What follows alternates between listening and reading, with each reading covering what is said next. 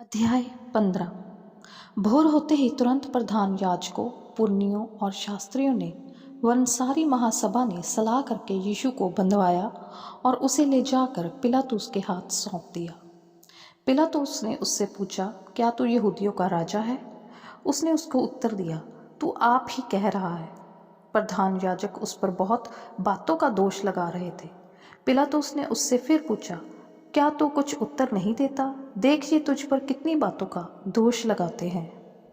यीशु ने फिर कुछ उत्तर नहीं दिया, यहाँ तक कि पिलातुस को बड़ा आश्चर्य हुआ। पिलातुस उस पर्व में किसी एक बंदी को जिसे वे चाहते थे उनके लिए छोड़ दिया करता था। बरअब्बा नाम का एक मनुष्य उन बलवइयों के साथ बंदी था जिन्होंने बलवे में हत्या की थी, और भीड़ ऊपर जाकर उससे विनती करने लगी कि जैसा तू हमारे लिए करता आया है वैसा ही कर। पिलातुस ने उनको उत्तर दिया, क्या तुम चाहते हो कि मैं तुम्हारे लिए यहूदियों के राजा को छोड़ दूं? क्योंकि वह जानता था कि प्रधान याजकों ने उसे डाह से पकड़वाया था। परंतु प्रधान याजकों ने लोगों को उभारा कि वह बरअब्बा ही को उनके लिए छोड़ दे। यह सुन पिलातुस ने उनसे फिर पूछा, तो जिसे तुम यहूदियों का राजा कहते हो उसको मैं क्या करूं? वे फिर चिल्लाए, उसे क्रूस पर चढ़ा दे। पिलातुस ने उनसे कहा, क्यों? इसने क्या बुराई की है? परंतु वे और भी चिल्लाए, उसे क्रूस पर चढ़ा दे। तब पिलातुस ने भीड़ को प्रसन्न करने की इच्छा से बरअब्बा को उनके लिए छोड़ दिया और यीशु को कोड़े लगवाकर सौंप दिया कि क्रूस पर चढ़ाया जाए। सैनिक उसे किले के भीतर के आंगन में ले गए, जो प्रिटोरियम कहलाता है, और सारी पलटन को बुला लाए। तब उन्होंने उसे बैंजनी वस्त्र पहनाया और कांटों का मुकुट गूंथकर उसके सिर पर रखा, और यह कहकर उसे नमस्कार करने लगे, हे यहूदियों के राजा, नमस्कार। वे उसके सिर पर सरकंडे मारते और उस पर थूकते और घुटने टेक कर उसे प्रणाम करते। जब वे उसका ठट्ठा कर चुके तो उस पर से बैंजनी वस्त्र उतार कर उसी के कपड़े पहनाए और तब उसे क्रूस पर चढ़ाने के लिए बाहर ले गए। सिकंदर और रुफुस का पिता शमौन, एक कुरैनी मनुष्य जो गांव से आ रहा था, उधर से निकला। उन्होंने उसे बेगार में पकड़ा के उसका क्रूस उठा ले चले। वे यीशु को गुलगुता नामक जगह पर, जिसका अर्थ खोपड़ी की जगह है, लाए। वहां उसे मुर मिलाया हुआ दाखरस देने लगे, परंतु उसने नहीं लिया।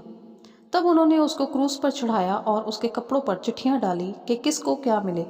उन्हें बांट लिया।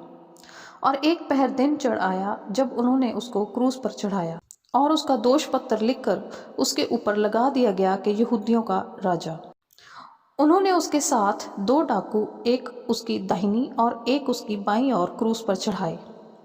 तब पवित्र शास्त्र का यह वचन कि वह अपराधियों के संग गिना गया पूरा हुआ, और मार्ग में जाने वाले सिर हिला हिलाकर और यह कहकर उसकी निंदा करते थे, वाह, मंदिर के ढाने वाले और 3 दिन में बनाने वाले, क्रूस पर से उतरकर अपने आप को बचा ले।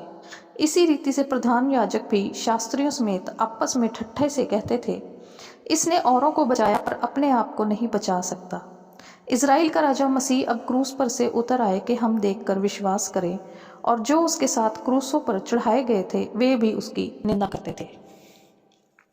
दोपहर होने पर सारे देश में अंधियारा छा गया और तीसरे पहर तक रहा। तीसरे पहर यीशु ने बड़े शब्द से पुकार कर कहा, एलोई एलोई लमा शबक्तनी, जिसका अर्थ यह है कि हे मेरे परमेश्वर, तूने मुझे क्यों छोड़ दिया।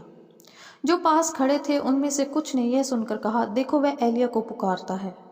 और एक ने दौड़कर स्पंज को सिरके में डुबोया और सरकंडे पर रखकर उसे चुसाया और कहा, ठहर जाओ, देखें एलिया उसे उतारने के लिए आता है कि नहीं। तब यीशु ने बड़े शब्द से चिल्लाकर प्राण छोड़ दिए और मंदिर का पर्दा ऊपर से नीचे तक फटकर 2 टुकड़े हो गया। जो सूबेदार उसके सामने खड़ा था, जब उसे यूं चिल्लाकर प्राण छोड़ते हुए देखा तो उसने कहा, सचमुच यह मनुष्य परमेश्वर का पुत्र था। कई स्त्रियां भी दूर से देख रही थीं। उनमें मरियम मगदलीनी, छोटे याकूब और योसेस की माता मरियम और सलोमी थी। जब वह गलील में था तो ये उसके पीछे हो लेती थी और उसकी सेवा टहल किया करती थी, और अन्य बहुत सी स्त्रियां भी थीं जो उसके साथ यरूशलेम में आई थी। जब संध्या हो गई तो इसलिए कि तैयारी का दिन था जो सबत के एक दिन पहले होता है, अरिमतिया का रहने वाला यूसुफ आया, जो महासभा का सदस्य था और आप भी परमेश्वर के राज्य की बाट जोता था। वह हियाव करके पिलातुस के पास गया और यीशु का शव मांगा। पिलातुस को आश्चर्य हुआ कि वह इतने शीघ्र मर गया, और उसने सूबेदार को बुलाकर पूछा, क्या उसको मरे हुए देर हुई है? जब उसने सूबेदार के द्वारा हाल जान लिया तो शव यूसुफ को दिला दिया। तब उसने मलमल की एक चादर मोल ली और शव को उतारकर उस चादर में लपेटा और एक कब्र में, जो चट्टान में खोदी गई थी, रखा, और कब्र के द्वार पर एक पत्थर लुढ़का दिया। मरियम मगदलीनी और यूसुफ की माता मरियम देख रही थी कि वह कहाँ रखा गया है।